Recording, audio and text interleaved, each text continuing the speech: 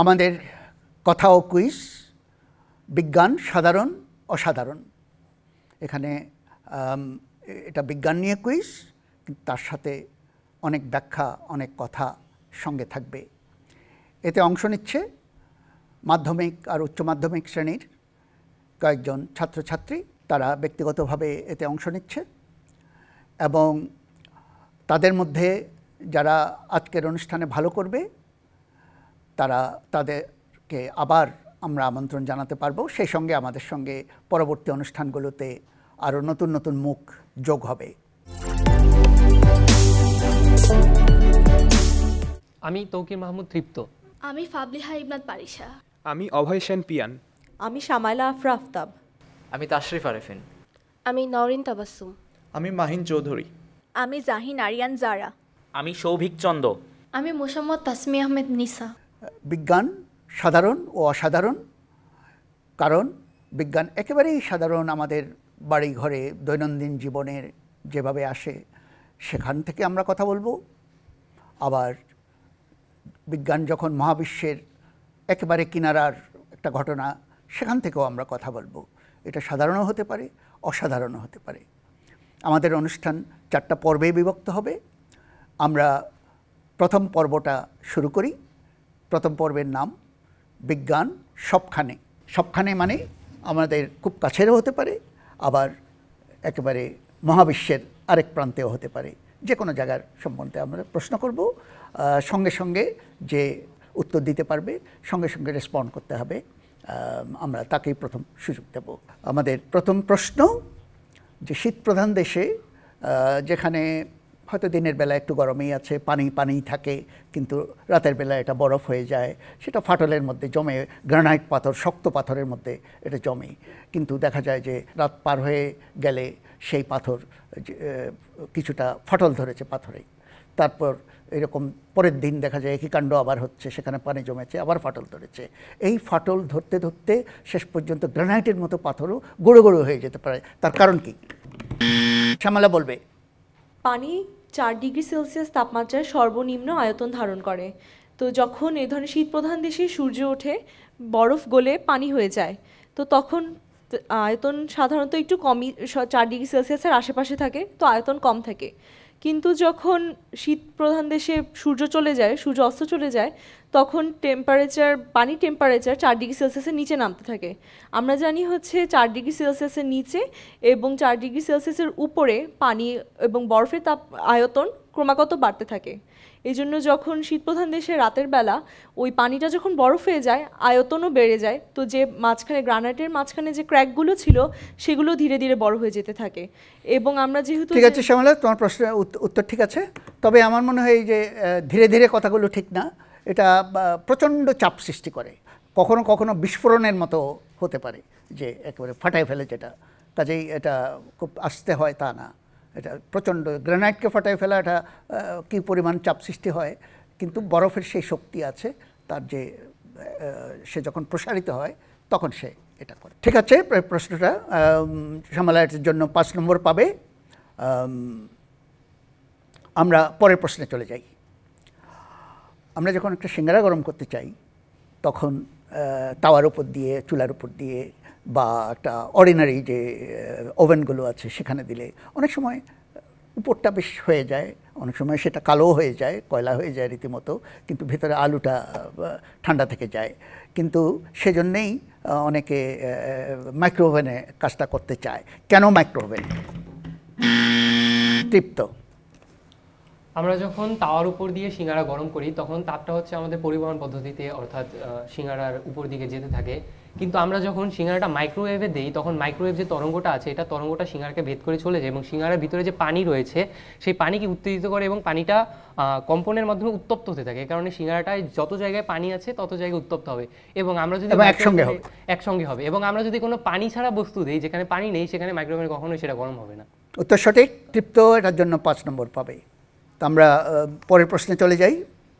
2021 সনে James Webb যে space telescope, এর আগে হাবল টেলিস্কোপ ছিল, নতুন টেলিস্কোপ গেল, সেটা কিন্তু অদ্ভুত সুন্দর ঝকঝকে ছবি, একেবারে মহাবিশ্বের কিনারা অসম্ভব দূরে, যত দূরে সম্ভব আসতে লাগলো। কি কৌশলে এরকম ঝকঝকে আরেফিন? স্যার টেলিস্কোপটা ইনফ্রারেড লাইটকে মানে অ্যানালাইজ করে এরকম আমাদের সুন্দর ছবি দেখাতে পারে। ইনফ্রারেডের সুবিধাটা কি? স্যার ওই টেলিস্কোপটা ইনফ্রারেড লাইটকে ক্যাপচার করতে পারে। বাট এটা ঝকঝকে হওয়ার কারণ? ইনফ্রারেড লাইট হচ্ছে আমাদের ডিস্টরশন কম। না, আমি ঠিক আছে, আরেফিন অনেকটা বলেছে, আমি একবার সুযোগ দেব, এটা অতিরিক্ত যদি কিছু বলার থাকে। অভয়? স্যার আমরা জানি যে মহাকাশের মধ্য দিয়ে যখন আলোক তরঙ্গ যায় সেখানে একটা শিফট হতে থাকে, আর কি রেড শিফট হতে থাকে, এটাকে রেড শিফট বলে।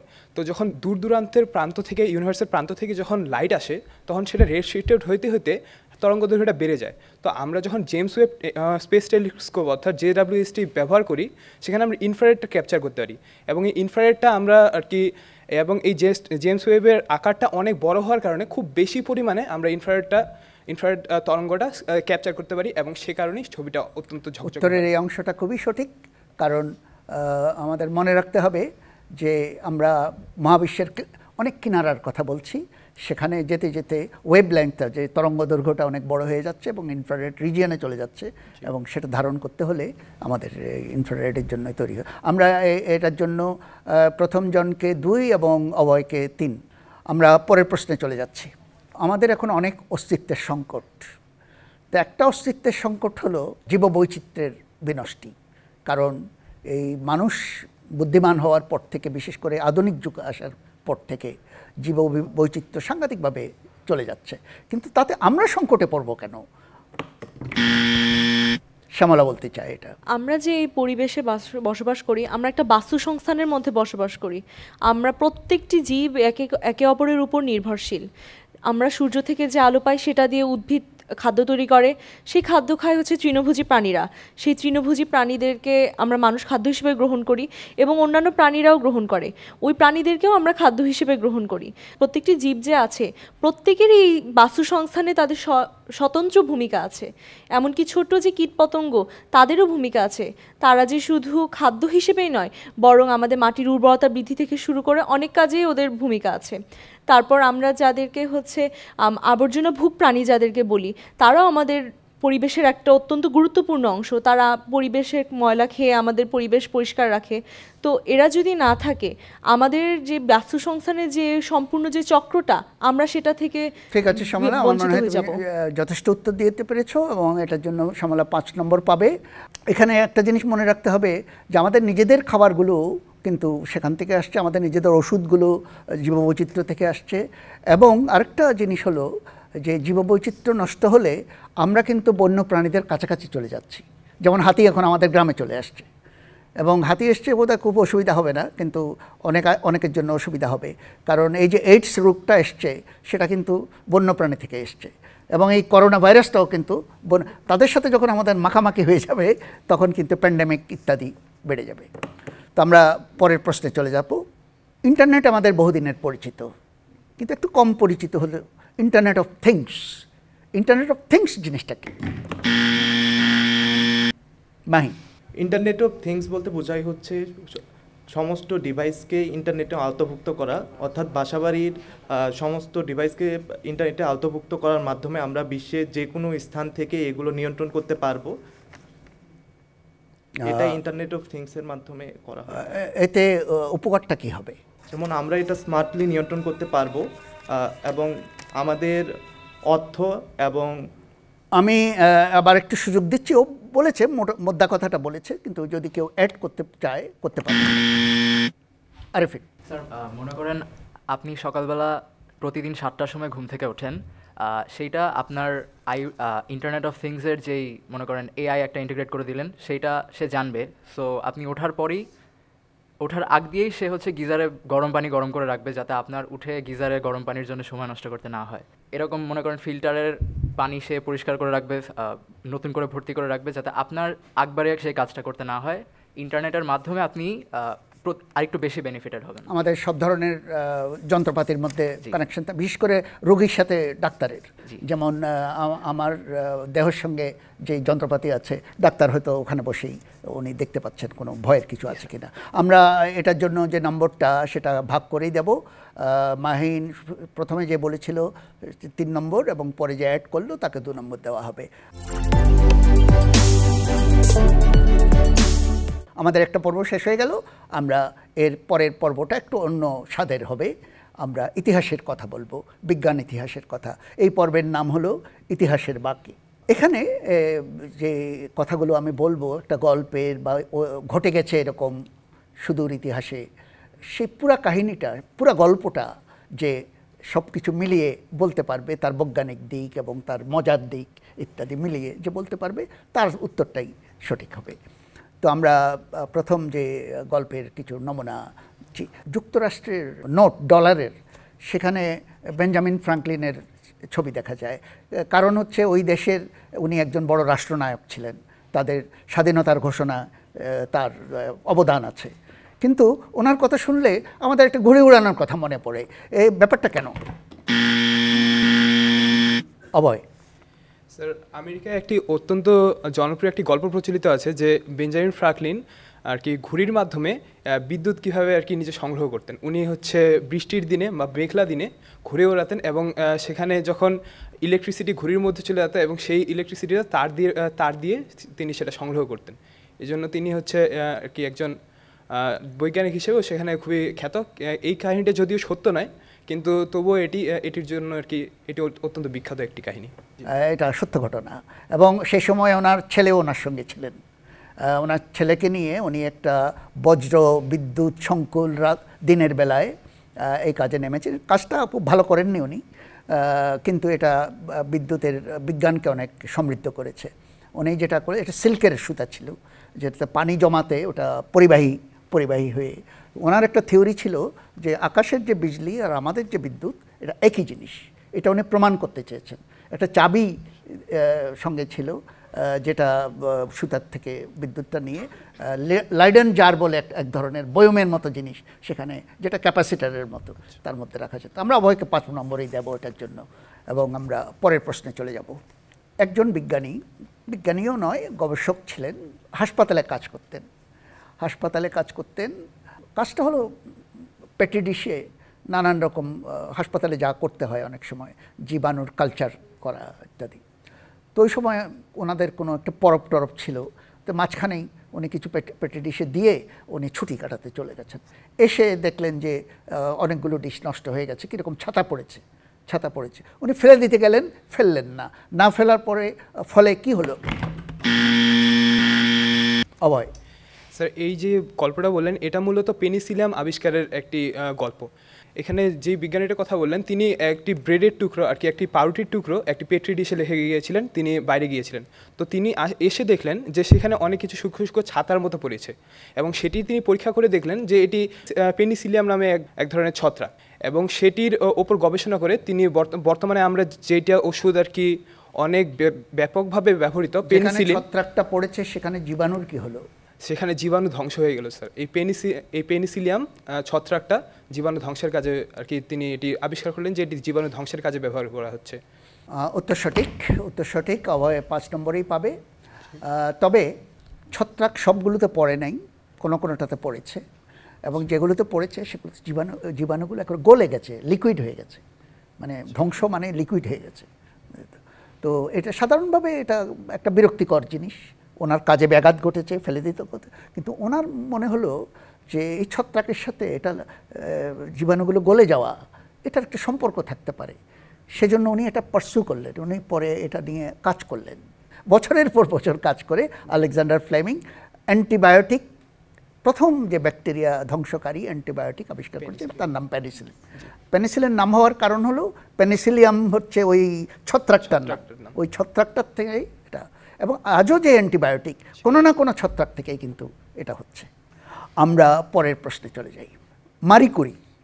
মারি কুরি সারা জীবন উনি কতগুলো আবর্জনার মতো জিনিস খেটেছেন, যে পিচ ব্লেন্ড বলে এক ধরনের খনিজ, কালো বা ব্রাউন এরকম, খনিজ, উনি এটাকে খালি কেমিক্যালি পিউরিফাই করেন, মানে বিশুদ্ধ থেকে আরও বিশুদ্ধতর আরও বিশুদ্ধতর টেস্ট টিউবে নিয়ে নিয়ে নিয়ে সারা জীবন দিনের পর দিন করে গেছেন এবং শেষ পর্যন্ত উনি 2টা মৌলিক পদার্থ এলিমেন্ট করেছেন, যার একটাতে ওনার দেশের নামে করেছেন। এটা সম্বন্ধে জানতে চাই। তিনি যেহেতু পোল্যান্ডের ছিলেন তাই এই মৌলটার নাম করা হয়েছিল পোলোনিয়াম। আর বাকিটা 2টা করেছিলেন উনি, পোলোনিয়াম আর আরেকটা এই মুহূর্তে মনে পড়ছে না। এই 2টার কোনো বৈশিষ্ট্য আছে? এই দুটোর এই মুহূর্তে মনে পড়ছে না। আমরা এটা আবার ওপেন করে দেব, আরও অনেক কথা বলার আছে এখানে, আমরা সেটা। শ্যামলা। মেরি কিউরি হচ্ছে রেডিয়াম এবং হচ্ছে পোলোনিয়াম তেজস্ক্রিয় মৌল আবিষ্কার করেছিলেন এবং এটা বলা যেতে পারে ইতিহাসে অন্যতম একটা গুরুত্বপূর্ণ মৌল আবিষ্কার, কিন্তু এটা তার জন্য আসলে কালো হয়ে দাঁড়িয়েছিল, কারণ উনি শেষ পর্যন্ত ওই মৌলগুলোর তেজস্ক্রিয়তায় ক্যান্সারে আক্রান্ত হয়ে মারা গিয়েছিলেন এবং এই মৌলগুলো আবিষ্কারের জন্যই তিনি ইতিহাসে প্রথম বিজ্ঞানী হিসেবে 2টি নোবেল প্রাইজ পেয়েছিলেন, পদার্থবিজ্ঞানে এবং রসায়নে। চমৎকার উত্তর শ্যামলার। শ্যামলা এটার জন্য 3 নম্বর পাবে এবং প্রথম যে ইন্টারভেন করেছে সে 2 নম্বর পাবে। আমরা আসলে এটা একটা ট্র্যাজেডি বলতে হবে, সারা জীবন এটা করে উনি কিন্তু এইটুকু বুঝতে পারেননি যে ওনার জীবনের পরে হয়তো আমরা বুঝতে পেরেছি এই রেডিয়েশনটা আমাদের দেহের জন্য ক্ষতিকর এবং উনি সেটাতে মারা গিয়েছেন। কিন্তু রেডিয়াম এবং পোলোনিয়াম দুটাই খুবই তেজস্ক্রিয় পদার্থ। আমরা পরের প্রশ্নে চলে যাচ্ছি। 2300 বছর আগে আজ থেকে গ্রিক বিজ্ঞানী দার্শনিক একজন, উনি পরমাণু ব্যাপারটা চিন্তা করলেন, দর্শনের মতো করে চিন্তা করলেন পরমাণু, এবং ওনাদের ভাষাতেই তার একটা নামও দিলেন। সেই নাম এখনও আমরা পরমাণুকে সেই নামে ডাকি, কিন্তু উনি যে কারণে নামটা দিয়েছেন সেই কারণটা এখন আর সত্য নয়। কোথায় সত্য নয়? নেসা। জি, এখানে ডেমোক্রিটাসের কথা বলা হয়েছে। তিনি হচ্ছে অ্যাটম নাম দিয়েছিলেন। অ্যাটম শব্দের অর্থ হচ্ছে অবিভাজ্য, যাকে আর ভাঙা যায় না। কিন্তু পরবর্তীতে বিজ্ঞানীরা দেখলেন যে আমরা মৌলকে ভাঙতে ভাঙতে এমন এক পর্যায়ে যাই যে তারপরে হচ্ছে আমরা ইলেকট্রন, প্রোটন এগুলোতে নিউক্লিয়াসেও বিভক্ত করতে পারি, যেটা ওনার ধারণা মতে সত্য নয়। অ্যাটমের ধারণা পরিবর্তন হয়ে গেছে। অ্যাটমকে এখন ভাঙা যায়, কারণ গ্রিক ভাষায় এটা হচ্ছে আ মানে হলো ন, টম মানে হলো কাটো, অ্যাটম মানে হলো নো কাট, ওটাকে কাটা যাবে না। ওটা মানে কাটো কাটো কাটো কাটো, অ্যাটমে গিয়ে আর কাটা যাবে না, নো কাট। কিন্তু এখন অ্যাটম কাট। এখন ওখান থেকে যা ও বলল যে ওখান থেকে প্রোটন, নিউট্রন, ইলেকট্রন এগুলো অ্যাটম থেকে বেরোয়, এটাও আমরা বহুদিন থেকে জানি, কিন্তু নাম থেকে যায়, জিনিসটা থাকে না কিন্তু নাম থেকে যায়। উত্তরটি সঠিক। নিশাকে আমরা 5 নম্বর এটার জন্য দেব। আমরা পরের প্রশ্নে চলে যাই। 1600 শতকের প্রথম দিকে ইউরোপে নানান দেশে একটা খেলনার মতো জিনিস আসছে, যেটা দিয়ে মানুষের খুব কৌতূহল, এটা দিয়ে খেলা দেখে। স্টেডিয়ামে যখন খেলা হয় দূর থেকে দেখা যায় না, ওটা দিয়ে দেখে, কাঁচ থাকে, এর মধ্যে একটা নল থাকে। ইটালিতে এক ভদ্রলোক, মাস্টার মানুষ, উনি এটা নিয়ে কিভাবে এটা কাজ করে দেখলেন, দেখে এটা একটু বদলালেন, কাজগুলো উনি নতুন কাজ বানালেন, নতুন কাজ বানিয়ে নলটাকে একটু লম্বা করলেন, করে উনি আকাশের দিকে এটা তাকালেন, তাকিয়ে বলতে গেলে দুনিয়াটাকে বদলে দিলেন উনিকে। এটা হলো ইতালির বিজ্ঞানী গ্যালিলিও, যিনি হচ্ছে টেলিস্কোপ আবিষ্কার করেছিলেন। এভাবে আমরা জানি কাঁচ আলো প্রতিসরণ করে এবং আলো, উনি টেলিস্কোপ আবিষ্কার করেন না, ওটা খেলনা হিসেবে আগে হচ্ছিল। ওইভাবে ওটাকে টেলিস্কোপ বা দূরবীক্ষণ উনি যন্ত্র আকাশের দিকে তাকালেন, তারপরে কি হলো বলো? উনি আকাশের দিকে তাকিয়ে লক্ষ্য করলেন যে আমাদের যে অল্প আলো আসছে, এসব অস্পষ্ট, যে আমরা জিনিসগুলো দূর থেকে দেখা যায় না, বাট ওই যন্ত্রের মাধ্যমে দেখতে পেলেন যে অল্প আলোতেও মানে খুব স্পষ্ট প্রতিবিম্ব দেখা যাচ্ছে। এরপর ওটাকে তিনি মানে আকাশ গবেষণা অর্থাৎ মহাকাশ গবেষণার কাজে ওটাকে ব্যবহার করেছিলেন। ঠিক আছে তৃপ্ত, আমি আরও কাউকে সুযোগ দেব, কারণ আমি বলেছি দুনিয়াকে পরিবর্তন করে ফেললেন, শুধু আকাশ দেখে তো আর পরিবর্তন করা যায় না। ঠিক আছে, আমি অন্যদেরকে সুযোগ দেব। ঠিক কী জিনিস ইমিডিয়েটলি দেখে একটা বিরাট পরিবর্তন উনি করলেন, যেটাতে 3000 বছর আগের জিনিসকে চ্যালেঞ্জ করা হলো। গ্যালিলিও যখন দেখতে পারলেন যে চাঁদ এবং অন্যান্য উপগ্রহ পৃথিবীকে, মনে করেন পৃথিবী সূর্যের চারপাশে ঘুরছে, তবে আমরা জানি ক্রিশ্চিয়ানিটিতে একটা মতবাদ ছিল যে পৃথিবী সব কিছুর কেন্দ্র এবং সব কিছু পৃথিবীকে কেন্দ্র করে ঘোরে। তো এই বিশ্বাস, আমি এটা আরেকজন কাউকে সুযোগ দেব, এটা ঠিক পথে যাচ্ছে না, আবার দিচ্ছি এটা। তিনি বৃহস্পতি গ্রহের কিছু 4টি উপগ্রহ দেখতে পেলেন এবং চাঁদে পর্বত, খাজ এগুলো দেখতে পেলেন, এবং তিনি হ্যালিওসেন্ট্রিক মতবাদের একজন প্রবক্তা, কারণ তিনি এই ধারণা পোষণ করলেন যে না, পৃথিবী মহাবিশ্বের কেন্দ্র নয়, মূলত সূর্যকে অন্যান্য গ্রহগুলো কেন্দ্র করে ঘুরছে। ঠিক আছে, উত্তর মোটামুটি প্রথম জন এবং শেষ জনের দেব, কিন্তু আসল কথাটা কেউ বলনি। প্রথম জনকে আমরা এটার জন্য 3 এবং শেষের জনকে 2 দেব। আসল কথাটা হলো উনি চাঁদের দিকে তাকিয়েছিলেন প্রথমে। অ্যারিস্টটল থেকে মনে করা হতো যে এটা হলো হেভেনলি, হ্যাঁ, এটার সাথে পৃথিবী ইত্যাদির কোনো সম্পর্ক নাই, এরা হলো সেলেস্টিয়াল আর পৃথিবী হলো টেরেস্ট্রিয়াল, দুইটার মধ্যে ওটা ইথার দিয়ে তৈরি, পবিত্র এবং ইথার দিয়ে তৈরি। উনি দেখলেন যে কিছুই না, আমাদের পৃথিবীর মতো সেখানে গর্ত আছে, সেখানে আগ্নেয়গিরি আছে, সেখানে পাহাড় আছে, সেখানে সাগর আছে। উনি দেখলেন যে ওনার বাড়িঘরের আশেপাশে যা আছে চাঁদেও তাই আছে। এটা প্রথমে কেউ বিশ্বাস করলো না। উনি অ্যারিস্টটলকে চ্যালেঞ্জ করলেন এবং সব জ্যোতিষ্ক যে একই রকম, অলমোস্ট পৃথিবীর মতোই, সেটা উনি দেখলেন। পরের পর্বে যাচ্ছি, নতুন পর্ব। এই পর্বে এতক্ষণ আমরা ছিলাম অতীতে, এই পর্বে আমরা ভবিষ্যতে যাব। এটা কিছুটা আন্দাজ, ভবিষ্যৎ এখন আসেনি। এটা পর্বটির নাম হচ্ছে 2025 থেকে 2035। আন্দাজ করে কথাগুলো বলতে হবে, তবে আন্দাজটা যেন বাস্তব ভিত্তিক হয় এবং বর্তমানে যেই রকম ব্যাপারটা যেরকম আছে এবং যেদিকে যাচ্ছে সেভাবে একটা আন্দাজ করতে হবে। আগামী 10 বছরের জন্য একটা আন্দাজ করতে হবে। তো আমরা প্রথম যে বিষয়টাকে নিয়ে এটা করতে বলবো সেটা হলো ব্যস্ত নগরীর রাস্তায় চালকবিহীন গাড়ি। সবই যে আমাদের ভবিষ্যতের জীবনে আর্টিফিশিয়াল ইন্টেলিজেন্সের ব্যবহার। আর্টিফিশিয়াল ইন্টেলিজেন্স হচ্ছে এমন একটি বুদ্ধিমত্তা যেখানে হচ্ছে মানুষের সমতুল্য জ্ঞান বা বুদ্ধি দিয়ে একে পরিচালনা করা হয়। মানুষ যেমন নিজের মাধ্যমে গাড়িকে কন্ট্রোল করে, ইন ফিউচারে বা অদূর ভবিষ্যৎ বা বর্তমানেও যে সকল ইলেকট্রিক গাড়ি বের হয়েছে, এর মধ্যে আমরা চাইলে আর্টিফিশিয়াল ইন্টেলিজেন্স ব্যবহার করে গাড়িকে একাকী কন্ট্রোল করতে পারবো। যেমন হচ্ছে এলন মাস্কের টেসলা কোম্পানি এরকম একটি গাড়ি বাজারে এনেছে যেটা পরীক্ষামূলকভাবে চলছে, যে কোনো ধরনের ব্যক্তি ছাড়া এই গাড়িটি চালানো সম্ভব হবে। ঠিক আছে, সবই চমৎকার বলেছে, কিন্তু আরও বলার সুযোগ আছে। যদি কেউ আরেকটু এর মধ্যে চ্যালেঞ্জগুলো কীভাবে সেই চ্যালেঞ্জগুলোকে মিট করা হলো, এটা যদি কেউ বলতে চায় আমি সুযোগ দেবো। সেলফ ড্রাইভিং কার যেটা আছে সেটা সবচেয়ে বড় চ্যালেঞ্জ হলো এটার নিরাপত্তার বিষয়টা। বর্তমানে সেলফ ড্রাইভিং কার যদিও আছে, কিন্তু সেটা ব্যাপকভাবে প্রচলিত নয়, কেননা সেটা নিরাপত্তার অনেক ঝুঁকি থাকে।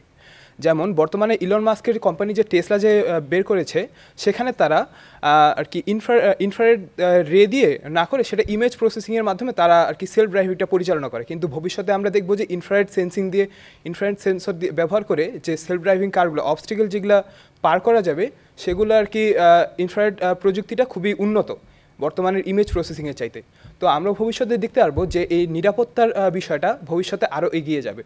আমরা এই প্রশ্নে নম্বর দেব, তার আগে বলে রাখি দুজনেই বলতে চাচ্ছে যে এটা আসেনি, পরীক্ষামূলক ইত্যাদি। একটু পিছিয়ে আছে দুজনেই, কারণ গত বছর থেকেই যুক্তরাষ্ট্রের এবং চীনের বড় বড় শহরগুলোতে, Los Angeles, San Francisco, Austin টেক্সাসে, অস্টিন, আটলান্টা, সাংহাই চীনে, বেইজিংয়ে, শেনজেনে, বড় বড় বেশ কয়েকটা শহরে রোবোট্যাক্সি চলছে। এটা শুধু টেসলা না, ওয়াইমো বেশি তারা চলছে, এবং যে পরিমাণ নর্মাল ট্যাক্সি চলছে তারা কাছাকাছি ওরা রোবোট্যাক্সি বলে, এবং উবার ডাকার মতো ডাকা যায়, মুখে বলা যায়, ঠিকানা দিয়ে দেওয়া যায়, সে নিয়ে যাচ্ছে। আশেপাশে গাড়িকে দেখে একটা গাড়ি চলছে, চালক নেই, এটা সাধারণ দৃশ্য। এখন পথচারীরা দেখে, ভয়ের কিছু নেই। আজ পর্যন্ত কোনো দুর্ঘটনা ঘটেনি, খুবই নিরাপদ, ভেরি সাকসেসফুল। এবং সামনে যদি আমাদের বলতে হয়, এখন হয়তো ডজনখানেক সিটিতে হচ্ছে, তো আমার মনে হয় এই বছর শেষ হওয়ার আগেই অনেকগুলো সিটিতে এটা চলে যাবে, কারণ অনেক সাহস বেড়ে গেছে। আর এটার ইয়েগুলো যে চোখ কান যা আছে সেগুলো কিন্তু নতুন নতুন আসছে, ভালো ক্যামেরা, ভালো লাইডার, বিশেষ করে লেজার যে রাডার, যেটা লাইডার, যখন বৃষ্টির দিনে কাউকে কেউ দেখতে পাচ্ছে না, সেখানে তার অসুবিধা হয় না। সে একটা সাইকেল তার সামনে চলে গেল, সে ওটা দেখে এবং থামে। এবং একটা পথচারী, সে একটা বয়স্ক মানুষ দাঁড়িয়েছে, সে কি নামবে কি নামবে না, এটা তার ভাবভঙ্গি দেখে সে বুঝে ফেলে যে চালকবিহীন। কাজেই এটা এআই এর একটা বিরাট, বিশেষ করে যে জেনারেটিভ এআই, তার একটা বিরাট গুণ। এই একটা জিনিস দেখে আমরা বুঝতে পারি এআই কত দূর চলে গেছে। আমি বলেছিলাম বোধহয় দুজনেই 5-5 করে এটাতে পাবে। আমার পরের প্রশ্নে চলে যাই। জলবায়ু পরিবর্তন রোধে কিছু কাজ হয় এবং তার সমালোচনাও আছে। জিও ইঞ্জিনিয়ারিং এটা কি জিনিস? শ্যামলা। জিও ইঞ্জিনিয়ারিং মূলত হচ্ছে যেসব স্পিসিস এখন হচ্ছে বিপন্ন পর্যায়ে রয়েছে, তাদেরকে মানে তাদের পপুলেশন বৃদ্ধি করার জন্য জিও ইঞ্জিনিয়ারিং করা হয়। এর মধ্যে একটা অন্যতম জলবায়ু পরিবর্তন রোধের কথা বলছি প্রধানত। জলবায়ু পরিবর্তনের আমাদের একটা অন্যতম বিষয় হচ্ছে যে আমাদের কার্বন ডাইঅক্সাইড, পরিবেশে কার্বন ডাইঅক্সাইড এবং অন্যান্য দূষিত যে সকল বায়ু আছে সেগুলো হচ্ছে জলবায়ু পরিবর্তনের অন্যতম নিয়ামক। তো এখন জেনেটিক ইঞ্জিনিয়ারিং মাধ্যমে অনেক ব্যাকটেরিয়া এবং অনেক অণুজীব আবিষ্কার করা হচ্ছে, যারা হচ্ছে এই কার্বন ডাইঅক্সাইড এবং অন্যান্য যে দূষিত বায়ু আছে সেগুলোকে প্রসেসিং করে তারা নিজেদের বিভিন্ন ধরনের শারীরবৃত্তীয় প্রক্রিয়া ব্যবহার করছে। এর মাধ্যমে আমাদের যেমন পরিবেশে গ্রিনহাউস গ্যাসের পরিমাণও কমছে, জলবায়ু পরিবর্তন আমরা রোধ করতে পারছি। কিন্তু এটা যেহেতু এটা একটা জেনেটিক ইঞ্জিনিয়ারিং এবং জীব বৈচিত্র্যকে আমরা জীবকে হচ্ছে এটাকে মডিফাই করছি, এটা নিয়ে আমাদের অনেক মানে আমাদের এবং ধর্মীয় এবং নৈতিকতার দিক থেকে অনেক সমালোচনা করা হচ্ছে যে হয়তোবা এটা অতটা নৈতিক। ঠিক আছে শ্যামলা, আমি আরও সুযোগ দেব। তার আগে বলে রাখি, এটা জিও ইঞ্জিনিয়ারিং, জিও মানে পৃথিবীর ইঞ্জিনিয়ারিং, সেখানে আরও অনেক কিছু সুযোগ আছে এবং হচ্ছে। তা আমি সেগুলো দেখার জন্য আবার তৃপ্ত। আমাদের বর্তমানে আমাদের যে এনার্জি সোর্সেসগুলো আছে, আমরা এখনও অনেক বেশি পরিমাণে হচ্ছে গিয়ে পেট্রোল বা জীবাশ্ম জ্বালানি এই ধরনের এনার্জির উপর ডিপেন্ডেন্ট। সো এই ধরনের এনার্জির একটা বিকল্প উৎস হচ্ছে আমাদের জিওথার্মাল এনার্জি। তো আমাদের এই জিওথার্মাল এনার্জিকে ব্যবহার করার জন্য আমাদের পৃথিবীতে ঘুরে গভীরে যেতে হয়, এবং এই জিওথার্মাল এনার্জি যদি আমরা কাজে লাগাতে পারি তাহলে হয়তো সাধারণ এটা এনার্জির নর্মাল সোর্স। আমি বলছি যে পৃথিবী জোড়া কোনো একটা কাজ করা, নতুন ধরনের কোনো কাজ করা। আমি আবার সুযোগ দিচ্ছি কাউকে, মনে হয় এই সুযোগ কেউ নিতে চাচ্ছে না। তো ঠিক আছে, এটা আসলে অনেক ফ্রন্টে হচ্ছে। একটা ফ্রন্ট শ্যামলা বলেছে, সেটা হলো আলগি। আসলে ঠিক ব্যাকটেরিয়া নয়, আলগি, যেগুলো সমুদ্রে আলগি জমিয়ে পানিতে অসংখ্য আলগি যেটা অ্যাবজর্ব করে, কার্বন ডাইঅক্সাইড অ্যাবজর্ব করে, সেটা একটা বড় আকারের একটা ব্যাপার।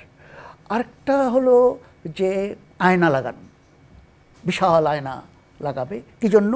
সূর্য ইয়েটাকে ডিফ্লেক্ট করে দেওয়া, যে ভূপৃষ্ঠ যাতে ইয়ে না হয়, উত্তপ্ত। সেখান থেকেই তো জলবায়ু পরিবর্তন হচ্ছে, সেটা আয়না লাগানো, ওই যে পাতলা ফিনফিনে আয়না। আচ্ছা, আরেকটা হচ্ছে যে কৃত্রিম গাছ, বন, শুধু গাছ না, বন, এগুলো আসল গাছ না, এগুলো অনেক ভালো কার্বন অ্যাবজর্বেন্ট জিনিস দিয়ে একটা মাইলের পর মাইল বন করবে, অনেক 10 গুণ বেশি কার্বন তারা অ্যাবজর্ব করবে সেই বন, যেগুলো গাছের দ্বারা সম্ভব না। সেটা ইঞ্জিনিয়ারিং। এখন প্রত্যেকটাতে সমস্যা আছে। এই যে সমুদ্রে যদি আমি আলজিতে ভরে ফেলি, সেটা মাছের উপর কি হবে সেটা চিন্তা করতে হবে আমাদের, সমুদ্রের অন্যান্য প্রাণীর কি হবে। তারপরে আয়না লাগানো, আমাদের সূর্য ঢেকে দিয়ে, মানে এটা তো আরেক ধরনের সমস্যার সৃষ্টি করবে। আর এটার ইঞ্জিনিয়ারিং ইয়েটাও অনেক বড়, চ্যালেঞ্জটাও অনেক বড়। তারপরে কৃত্রিম গাছেরও একই ধরনের সমস্যা হতে পারে, যেটা অ্যাবজর্ব করলো সেটাকে কি করে ধারণ করবে যাতে আবার চলে না যেতে পারে ইত্যাদি, প্লাস্টিক ইত্যাদি হয়তো ব্যবহার হবে, সেটাও ভালো কথা না। কাজে এখানে একটা মানে দ্বন্দ্ব চলছে, কিন্তু জিও ইঞ্জিনিয়ারিং বোধহয় হতেই হবে কোনো না কোনোভাবে। আমরা দুটো প্রশ্নই শেষ করলাম, একজনেই বলেছে, তাকে আমরা 5 দেব। সর্বশেষ যে পর্ব সেটা খুব মজার পর্ব, এটাকে আমরা বলছি আজকের লিমারিক। লিমারিক জিনিসটা হলো ছড়া, কবিতা ছড়া আসলে, এবং বিভিন্ন ভাষার ছড়া। এটা 5 লাইনের কবিতাকে বলে লিমারিক, এবং খুব মজার কিছু বলতে গেলে সাধারণত লিমারিকে বলা হয়, এবং বিজ্ঞানের মজার জিনিসও লিমারিকে হয়। লিমারিকের একটা সুন্দর ছন্দ আছে যে 5 লাইনের মধ্যে প্রথম, দ্বিতীয় এবং পঞ্চম একই ধাঁচে, একই ছন্দে, এবং প্রথম দ্বিতীয়তে জিনিসটা ইন্ট্রোডিউস করা হয় এবং পঞ্চমে গিয়ে সেটার একটা সিদ্ধান্ত, একটা উপসংহার টানা হয়, কনক্লুশন টানা হয়। আর মাঝখানে যে রয়ে গেল 3 আর 4, এটা একটা টিপ্পনির মতো ছোট। আজকে যে লিমারিকটা বলবো এটা বিজ্ঞান সংক্রান্ত, এবং সেখানে বিজ্ঞানের বিষয়টা বলতে হবে এবং লিমারিকের সাথে মিলিয়ে বলতে হবে। সেজন্য লিমারিকটা ভালো করে শুনতে হবে, মনোযোগ দিয়ে শুনতে হবে, এবং সেই লিমারিকের আদ্যপান্ত যে বলতে পারবে তাকে ভালো নাম্বার দেওয়া যাবে। আমি লিমারিকটা বলছি। আছে এক মিষ্টি নামের মেয়ে, চলে আলোকে ছাড়িয়ে ধেয়ে, আজকে তার যাত্রা শুরু, সরি আইনস্টাইন গুরু, ফিরে এলো গত রাতে স্থানকাল পেয়ে। এখানে থিওরি অফ রিলেটিভিটিকে বোঝানো হয়েছে। সে মিষ্টি নামের মেয়েটা, সে যদি আলোর থেকে দ্রুত গতিতে চলতে পারে তাহলে আইনস্টাইনের মতে সে হচ্ছে পাস্টে চলে যাবে, সে কারণে সে গত দিনে চলে আসছে। এখানে মূলত এই টাইম ট্রাভেলটাকে বোঝানো হয়েছে, যদি আমি আলোর থেকে অতি দ্রুত চলতে পারি। খুবই সঠিক। আবার আমরা লিমারিকটা শুনি, তখন ওর কথাটা ভালো করে মিলিয়ে দেওয়া যাবে। আছে এক মিষ্টি নামের মেয়ে, চলে আলোর ছাড়িয়ে ধেয়ে, কথা ঠিক। এবং টিপ্পনিটা কি? আজকে তার যাত্রা শুরু, সরি আইনস্টাইন গুরু, রিলেটিভিটি আইনস্টাইনই করেছেন। আর কনক্লুশনটা কি? ফিরে এলো গত রাতে, আজকে গিয়ে গত রাতে ফিরে আসলো। চমৎকার, 10 নম্বর পাবে। আমরা পরের লিমারিকে চলে যাই। পরের লিমারিক, ওরা দেখবে দেখবে বলে পাড়াপড়শি, হাতে তাদের ম্যাজিক আলো, সামনে সব নস্যি, কোট কামিজ ফুড়ে গিয়ে, চামড়া মাংস তাও দিয়ে, ওই দস্যি দস্যি রঞ্জন রশ্মি। সবিক, এখানে মূলত বোঝানো হয়েছে যে এক্স রে রশ্মি, যেটা হচ্ছে বিজ্ঞানী রন্টজেন আবিষ্কার করেছে, এই রশ্মি যদি কোনো কারো শরীরের মধ্যে প্রয়োগ করা হয় তাহলে শরীরের অংশ ফুঁড়ে বাইরের দিকে বের হয়ে যাবে। যে এর জন্য বলা হয়েছে যে ইহা শরীর ফুঁড়ে বের হয়ে যায়, এবং এই এক্স রে রশ্মি মূলত বিজ্ঞানী রন্টজেন আবিষ্কার করার কারণে শেষের দিকে বলা হয়েছে যে রন্টজেন সম্পর্কে একটা কথা বলা হয়েছে। উত্তর সঠিক। এটা এক সময় জার্মান লিমারিক থেকে এটা এসছে, এটা বাংলায় অনুবাদ শুধু। জার্মানরা তখন ভয় পেয়ে গেছিলো তখন, এবং মানুষজনের মধ্যে একটা ভীতি সঞ্চার হয়েছিল, এদের তো কাপড় চোপড় নিয়ে বেরোলেও তো এরা সব কিছু দেখে ফেলতেছে। এই যে সেই জন্য বলছে ওই দস্যি দস্যি রঞ্জন রশ্মি, এটা একটা ম্যাজিক আলো ইত্যাদি। সৌভিক লিমারিকটা সঠিকভাবেই ধরতে পেরেছে, এবং সৌভিককে 10 নম্বর এটার জন্য দেওয়া হবে। এবং এর সাথে আমাদের অনুষ্ঠানটাও শেষ হচ্ছে, এবং বিজ্ঞান সাধারণ ও অসাধারণ আমরা দেখি অনুষ্ঠানের শেষে এসে কারা কীরকম নাম্বার পেয়েছে।